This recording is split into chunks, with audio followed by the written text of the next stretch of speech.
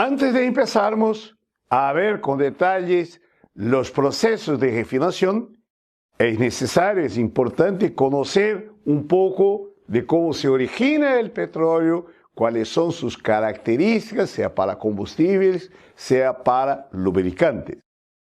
Bueno, el petróleo se genera bajo la superficie en las rocas llamadas sedimentares, hasta mismo porque el petróleo es un producto sedimentario, compuesto de sedimentos orgánicos y se forma en la camada sedimentar que tiene poros, es una roca porosa, pero es necesario para que se acumule el petróleo que exista una camada impermeable, que es esa camada azul oscura, que por el general es la camada basáltica. Y ahí el aceite se genera en la roca sedimentar y migra para esa región y se queda atrapado. De ahí el nombre que viene del inglés trap, donde se queda el petróleo. No fuera así, el petróleo sí se formaría, pero se perdería, no se acumularía. Muy bien, esa camada basáltica que los exploradores, explotadores de petróleo buscan identificar a través de actividades sísmicas para hacer el mapeo, un mapeo 3D de todo el área, y decir, bueno, acá hay probabilidad de existir petróleo. Entonces vamos a perforar a ver si verdad logramos encontrar el petróleo. Y ahí por veces se encuentra, por veces no, por veces se encuentra, pero no en cantidad comercial. O sea, mucho se invierte en la industria petrolera para lograr encontrar el petróleo. Bueno, entonces el petróleo es extraído por una columna, por una torre. Ahí vemos en la superficie terrestre, onshore, como decimos. En Brasil, más del 90% son producidos offshore, incluso gran parte de esos con una lámina de agua extremadamente elevada, en aguas ultra profundas, de cerca de 2 kilómetros de lámina de agua. Y hay también el presal, de lo cual voy a hablar un poco.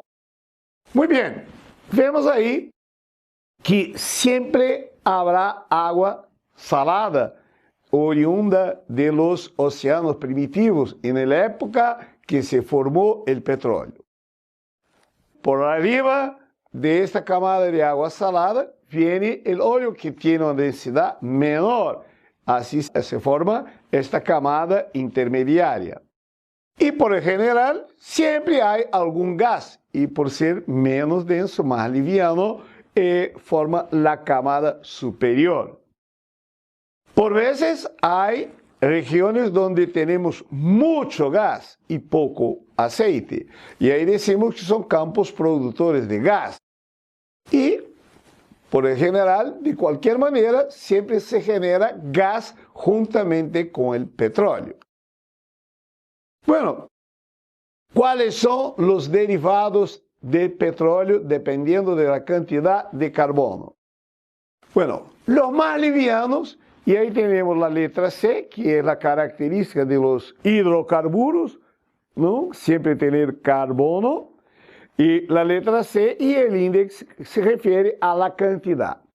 Por tanto, el más liviano de todos, que llamamos de gas natural, es el C1, C2, metano, etano. El gas licuado de petróleo es, por el general, el C3, C4, propano y butano. La gasolina y la nafta, y después le explicaremos con más detalle cuál es la diferencia entre gasolina y nafta, tienen una franja que varía del C5 a C9.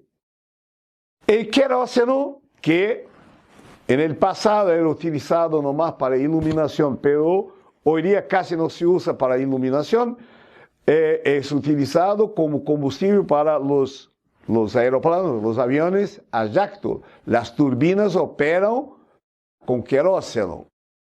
Va de C10 hasta C14. El diésel va de C14 a C20. ¿tá? 14 a 20 átomos de carbono en cada uno de sus componentes. El gasóleo, que es un producto que no se utiliza como tal, sino que es carga para que de él se extraiga, se produzca a través del proceso de conversión derivados más livianos y más rentables.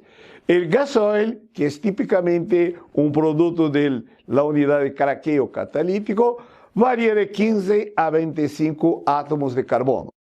Los lubricantes de parafinas van de 20 hasta 35. Usted ve que hay una cierta superposición en esas franjas.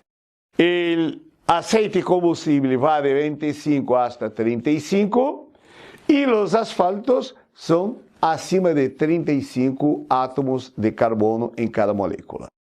Una característica importante, principalmente en términos de sacar, de explorar, producir el petróleo, es el grado API, que es una medida totalmente empírica, no tiene significado físico en cuanto unidad. Es 141,5 dividido por la densidad de la muestra, menos 131,5.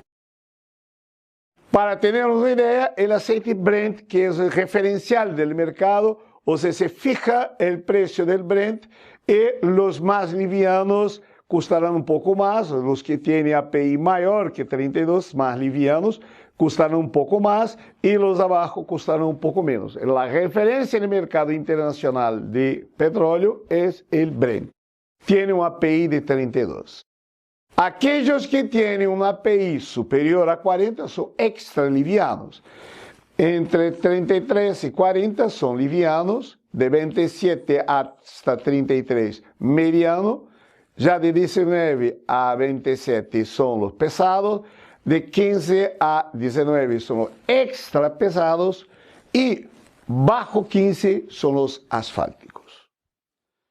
Una otra característica importante para definir cuáles materiales debemos emplear en los procesos que tratan el aceite es el contenido de azufre.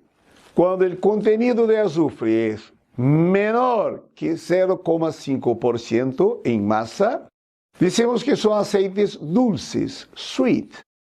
Mientras los aceites que tienen un contenido en masa de azufre superior a 0,5% son los aceites agrios, llamados de sour. Bueno, cuando se extrae el petróleo, siempre, como han visto en la figura anterior, a la cámara de agua, la cámara de aceite y la cámara de gas. Pero, por supuesto que siempre hay una cierta mezcla. Entonces, este fluido que extraímos debajo de la tierra ingresa en un separador de agua, aceite y gas. Bueno, al ingresar, se choca con una placa para que los gases van por arriba y el líquido va por abajo. Bueno, y este líquido pasa para un próximo compartimento donde al quedarse ahí, el agua, por tener una densidad mayor que el aceite, va hasta el fondo, de donde se la extrae, y por supuesto que es una agua que contiene siempre trazos de óleo, por tanto no se puede desecharla, hay que tratarla, es un efluente importante de un proceso. Y el aceite, que está en la parte de arriba de ese compartimento con líquido, sorpasa la placa a derecha y ahí tenemos nomás aceite, hacemos la extracción del aceite. Y los gases salen por encima, pero como estos gases arrastran el óleo, tenemos ahí un demister que nada más es sino que una almohada de telas metálicas para hacer la retención de las gotas del particulado líquido para que no salgan con el gas y sí para que vuelvan al proceso. Es extremadamente importante ese separador de agua, aceite y gas porque por el general, diría que siempre, el óleo es generado lejos de donde él es procesado. Entonces tiene que ser transportado, desplazado a través de oleoductos y gasoductos. Si fuera el fluido como se lo saca del fondo de la tierra, este sería un componente bifásico, o sea, tendría un componente líquido y otro gas. Y el desplazamiento de componentes bifásicos desde el punto de vista mecánico, físico, es más complicado. Entonces es importante que se haga una primera separación para que se pueda transportar el gas por gasoductos y el aceite por oleoducto. Vemos acá cómo es el demister. Como les dije, no es más sino que un conjunto de telas metálicas para hacer la retención de los particulados líquidos para que vuelvan al proceso, para que no vengan con el gas. Algunas propiedades importantes del petróleo. El flash point, la temperatura de inflamación, es la temperatura más baja a la cual el combustible libera vapor en cantidad suficiente para que una llama que pase por encima, no directamente por sobre, pero pasa por encima de esta mezcla, haga un flash, haga una llama. La temperatura de inflamación del flash point no es suficiente para mantener la combustión, por eso decimos que es un flash. Pasamos acá y si estiver por encima de la temperatura del flash point, va a haber este flash. No confundir con la temperatura de autoignición. La temperatura de autoignición, el producto del hidrocarburo no requiere una fuente externa de ignición. Eso suele ocurrir por veces en accidentes industriales. Por ejemplo, una línea de gasolina caliente, digamos a 100 grados, por ejemplo, Celsius. Si hay una corrosión, un hueco y sale la gasolina, no es necesario que exista una fuente externa, una llama. La gasolina a 100 grados, cuando sale y se encuentra con la atmósfera, con el aire, ya se inflama. Entonces esa es la temperatura de autoignición. Tampoco confundir con la temperatura de combustión. Como me referí hace poco, el flash point no es suficiente para mantener la llama, la combustión. La temperatura de combustión sí, cuando estamos por encima de esa temperatura, la llama se mantiene. El flash point es importante para hacer la distinción entre combustibles e inflamables, que son dos términos que muchas veces la gente se confunde, pero son dos cosas distintas. Los líquidos con flash point por encima de 60 grados se llaman combustibles y los líquidos abajo, con flash point abajo de 60 grados, son inflamables. Por ejemplo, la gasolina por el general es inflamable, o sea, tiene un flash point abajo de 60. El diésel, por el general, es combustible, pero por veces tenemos algunos diésels más livianos que pueden ser inflamables, ¿ok? Entonces, inflamable tiene un bajo flash point, o sea, ingresa en combustión con facilidad. Una característica extremadamente importante para los procesos de refinación es el punto final de ebullición. Hemos visto que, por ejemplo, la gasolina, el diésel, son un producto no más, sino que una mezcla. Cada uno de esos productos tiene una temperatura de ebullición. Bueno, cuando hablamos, por ejemplo, de gasolina que va de C5 a C9, por supuesto que el C9 tiene una temperatura de ebullición más alta que el C5, por ejemplo, que es bastante más liviano. Entonces, los productos cuando son fraccionados, separados, lo son de acuerdo con su punto de ebullición. Y la gasolina, por ejemplo, comprende una franja de productos que va desde el más pesado, que tiene un determinado punto de ebullición más alto, hasta los más livianos, que tienen un punto de ebullición más bajo.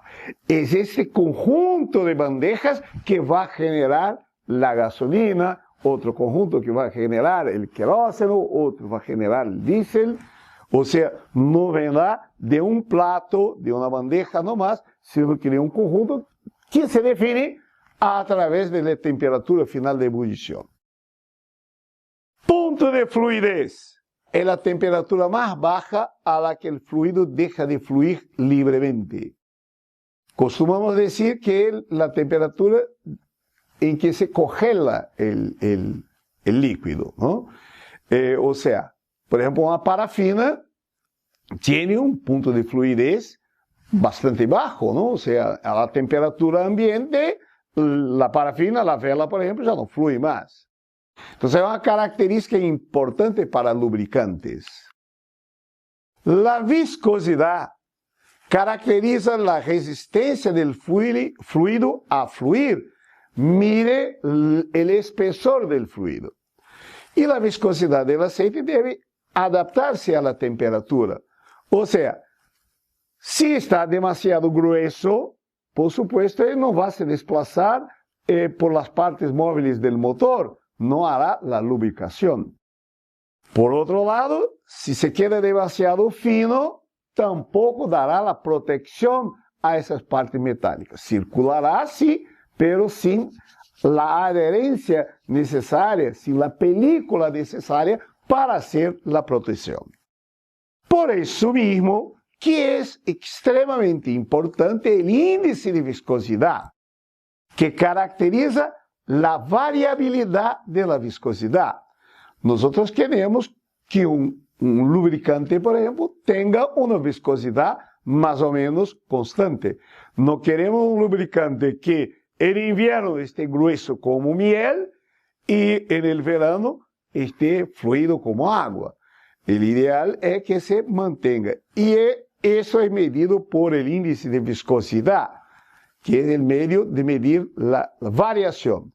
Cuanto mayor es el índice de viscosidad de un aceite, menor su variación. Entonces debemos buscar altos índices de viscosidad para tener certeza, seguridad de que se va a mantener en una franja adecuada.